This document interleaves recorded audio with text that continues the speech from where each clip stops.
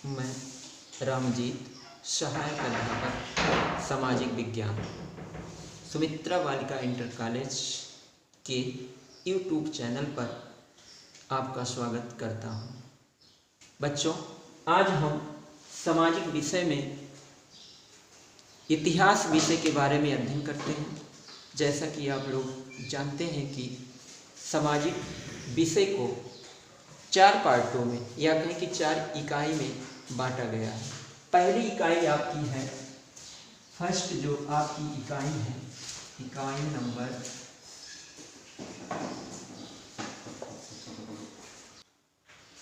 Number 1 इतिहास। इतिहास के बारे में हम चर्चा करेंगे। तो हम आज पहला चैप्टर आपका स्टार्ट करते हैं। पहले चैप्टर का नाम है यूरोप में राष्ट्रवाद का उदय। यूरोप में राष्ट्रवाद का उदय लिख देते हैं।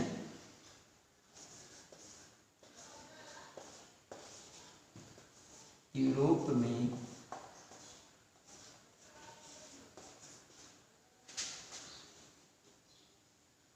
राष्ट्रवाद का उदय, यह हमारे लेसन का नाम है, यूरोप में राष्ट्रवाद का उदय। तो जैसे लेसन में है, पहला शब्द ही आया है कि राष्ट्रवाद। तो राष्ट्रवाद के बारे में हम जान लेते हैं कि राष्ट्रवाद है क्या।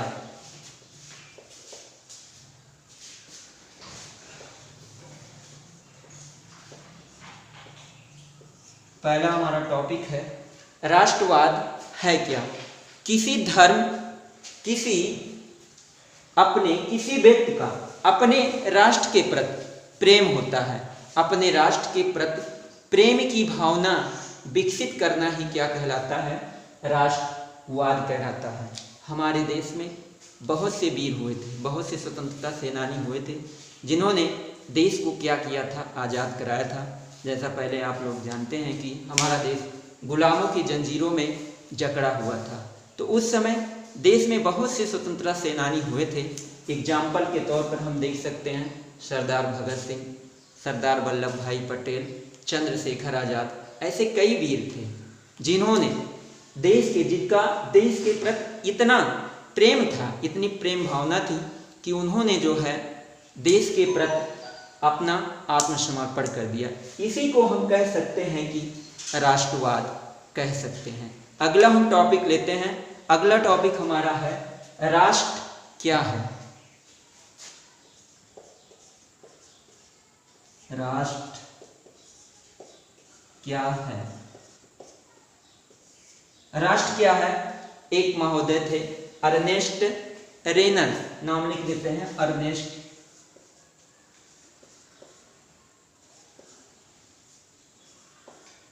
रेनन। ये थे अर्नेस्ट रेनन ने कहा था कि समान धर्म, क्या कहा था? समान धर्म,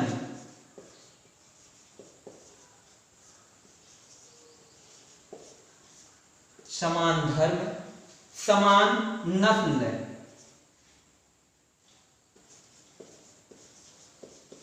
समान नस्ल, समान धर्म, समान नस्ल से बने क्षेत्र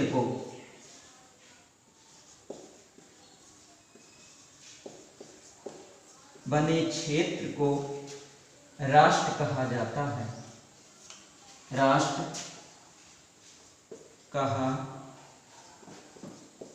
जाता है। यानी अर्नेस्ट रेनन ने कहा था कि समान धर्म, समान नस्ल से बने क्षेत्र को राष्ट्र कहा जाता है।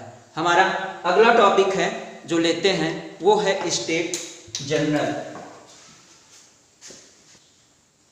हमारा अगला टॉपिक है स्टेट जनरल 1789 ईस्वी। स्टेट जनरल ये आम सभा थी, फ्रांसीसियों की जो है आम सभा थी, 1789 में बनी थी।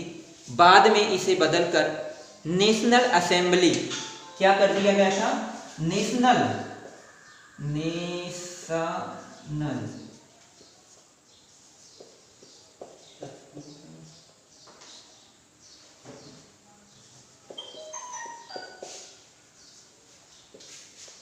बाद में इस सभा का नाम यानी स्टेट जनरल की सभा का नाम बदलकर नेशनल असेंबली कर दिया गया।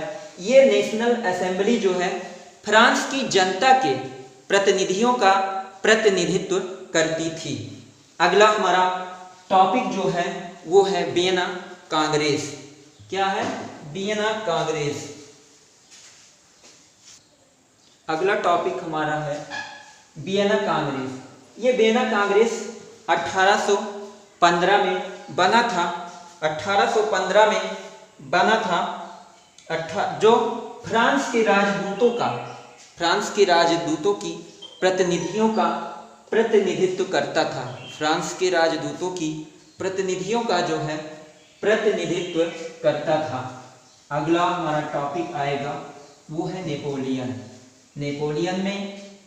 नेपोलियन का इस लेसन में चर्चा किया गया है। नेपोलियन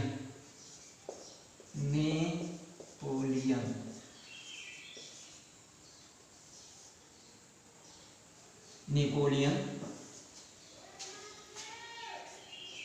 15 अगस्त 1769 यानी नेपोलियन का जन्म जो हुआ था 15 अगस्त 1769 को हुआ था। नेपोलियन एक महान शासक था, एक बहुत वीर सेनानी था जो फ्रांस का बाद में शासक बन गया था। इससे पहले बता दें कि उसका जन्म 15 अगस्त 1769 ईस्वी को हुआ था। 24 अपनी योग्यता और वीरता के बल पर 24 वर्ष की आयु में जो है फ्रांस की सेना का सेनापति बन गया और फ्रांस के लोगों को कई युद्धों में ये जो है नेपोलियन ने क्या की?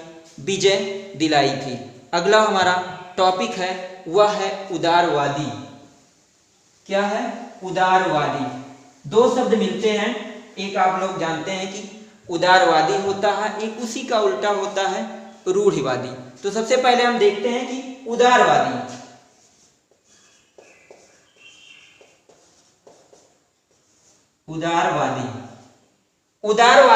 उदारवादी का अर्थ होता है आजाद। क्या होता है?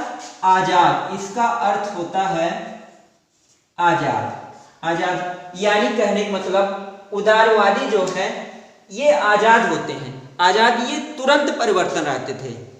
प्राथमिकता इनकी होती थी कि जो समाज में जो हो रहा है वो क्या हो, तुरंत उसकी प्राथमिकता हो, जल्दी वो क्या हो, आगे बढ़े। दूसरे इसी के उल्टा आते हैं रूढ़वादी क्या होते हैं? ये समाज में धीरे धीरे परिवर्तन रहते हैं। धीरे धीरे परिवर्तन रहने का मतलब ये होता है जो हमारी परंपराएं होती हैं जो समाज में विद्यमान थी वो पहले उसी के आधार पर क्या होते थे, ये समाज में धीरे धीरे परिवर्तन लाते थे।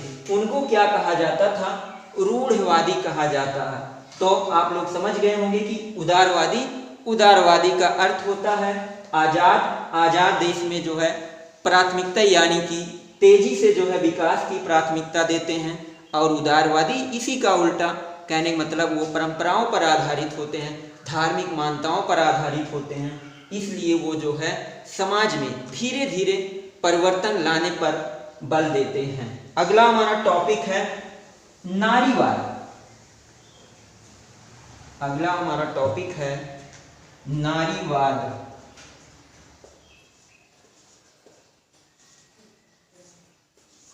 ये नारीवाद तो आप लोग पहले से भी जानते हैं कि नारी मतलब होता है स्त्री।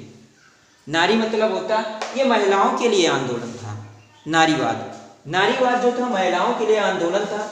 इनको जानते हो, हमारे समाज में स्त्रियों के प्रति पहले हीन भावना से देखा जाता था। हमारा देश पुरुष प्रधान देश था, इसमें स्त्रियों को जो है हीन भावना से देखा जाता था, इसलिए उनको वो सारे अधिकार नहीं मिले थे। पुरुषों के बराबर उनको वो सारे अधिकार नहीं मिले थे। तो इनके अधिकारों के लिए क्या था? आंदोलन चलाया गया। स्त्रियों के सम्मान के लिए आंदोलन चलाया गया था स्त्रियों के द्वारा ही, इसीलिए इनको नारीवाद कहा जाता है। ये हमारे कुछ शब्द थे, ये हमारे कुछ शब्द थे जिनके बारे में हम जान लिए। अब हम चैप्टर शुरू करते हैं। फ्रांस में, यूरोप में फ्रांस में क्यों क्रांति हुई थी। अब हम आते हैं कि यूरोप में राष्ट्रवाद, जैसा कि आप लोग जानते हैं कि पूरा यूरोप में राष्ट्रवाद के उदय का प्रमुख कारण फ्रांसीसी क्रांति थी। फ्रांसीसी क्रांति 1889 ईस्वी को 1889 ईस्वी को प्रारंभ हुई थी। फ्रांस की क्रांति 1889 ईस्वी को प्रारंभ हुई थी। ये फ्रांस में क्यों, यूरोप में राष्ट्रवाद का उदय क्यों हुआ था, फ्रांस की क्रांति हुई थी, क्यों हुई थी? क्योंकि फ्रांस की जनता वो चाहती थी कि यूरोप में राजतंत्र के स्थान पर लोकतंत्र स्थापित हो। फ्रांस की जनता चाहती थी कि फ्रांस में जो है राजतंत्र, उस समय देश जो है, जब उस समय राजतंत्र घोषित था तो राजाओं द्वारा क्या किया जाता था, जनता को शोषित किया जाता था। जनता को शोषित किया जाता था, उसके अधिकारों को, राजा को दैवीय अधिकार प्रदान था, वो राजा स्वतंत्र था, जनता पर अनेक प्रकार के कर लगाया करता था। इन सब कारणों से क्या थी, जनता ऊब चुकी थी, इसलिए वो जो है क्रांति लाना चाहती थी। उसके लिए यूरोप में जो राष्ट्रवाद का उदय हुआ था वो थी फ्रांस। चूंकि फ्रांस 1789 ये 18 हमने कर दिया है। फ्रांस की क्रांति 1789 ईस्वी में प्रारंभ हुई थी। उस समय फ्रांस प्रारंभ हुई थी 1789 में। फ्रांस की जनता चाहती थी कि राजतंत्र जो है, राजतंत्र को खत्म करके लोकतंत्र को जो है लागू किया जाए। इसके लिए फ्रांस की जनता ने जो है राजतंत्र को समाप्त किया और जो है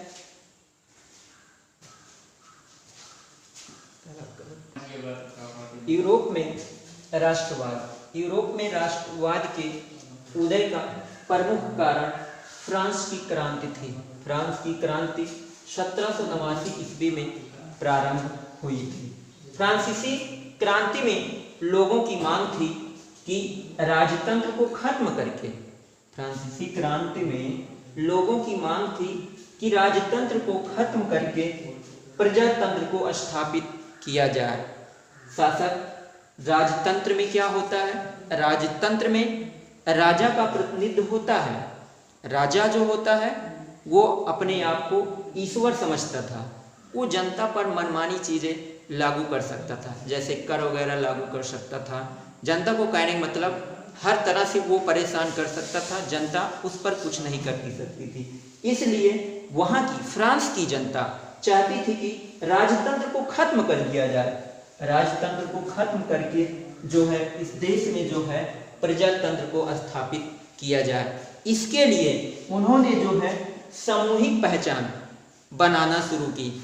जैसे कोई काम करने के लिए जो है हमें पहचान बनानी होती है, सभा करने के लिए या और कुछ करने के लिए हमें गुट बनाना चाहता है, तभी हम अपनी बात को क्या कर सकते हैं, मजबूत कर सकते हैं। वही फ्रांस की लोगों ने भी किया था कि उन्होंने जो है सामूहिक पहचान बनाना शुरू किया। सामूहिक पहचान बनाने में उन्होंने क्या किया, प्रत्येक राज्य से एक स्टेट जनरल चुना था। हमने आगे स्टेट जनरल के बारे में बताया था, उसका नाम बदलकर नेशनल असेंबली रखा गया था। तो वही चीज उन्होंने किया था, प्रत्येक राज्य में एक स्टेट जनरल चुना। दूसरा पॉइंट उन्होंने क्या किया थी, फ्रेंच भाषा को राष्ट्रभाषा घोषित कर दिया गया।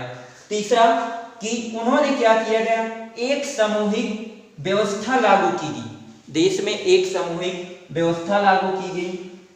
चौथा पॉइंट इनका था जो आयात जो निर्यात शुल्क थे वो क्या कर दिए जाएं, कम कर दिए जाएं। इन्हीं लोगों से जो है इन्हीं बातों को लेकर उन्होंने एक पहचान बनाना शुरू की फ्रांस के लोगों ने, ताकि वो क्या किए, अपने आप को जो है राजा के प्रति मजबूती इकट्ठा हासिल करें। इसके बाद हमारा अगला टॉपिक है नेपोलियन का शासनकाल।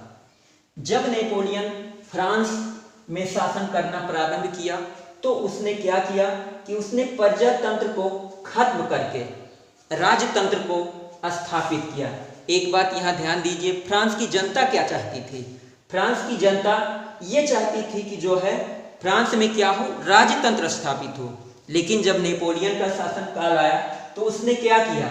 उसने किया जो प्रजातंत्र वहां लागू था उसने क्या कर दिया, प्रजातंत्र को खत्म करके और फ्रांस में क्या लागू कर दिया गया, राजतंत्र लागू किया। दूसरा उसने क्या किया, उसने कानून के समक्ष सबको बराबर रखा। नेपोलियन ने दूसरा नियम कानून के समक्ष जो है उसने सबको बराबर रखा। अगला उन्होंने नेपोलियन ने क्या कदम कराया कि संपत्ति के अधिकार को वो क्या बनाया, सुरक्षित बनाया। अगला पॉइंट जो था वो भूदासत्व और जागीरी जो शुल्क थी, इससे फ्रांस के लोगों को क्या किया था, मुक्त दिलाया था। यही नेपोलियन की क्या थी, ये उसका प्रभाव था।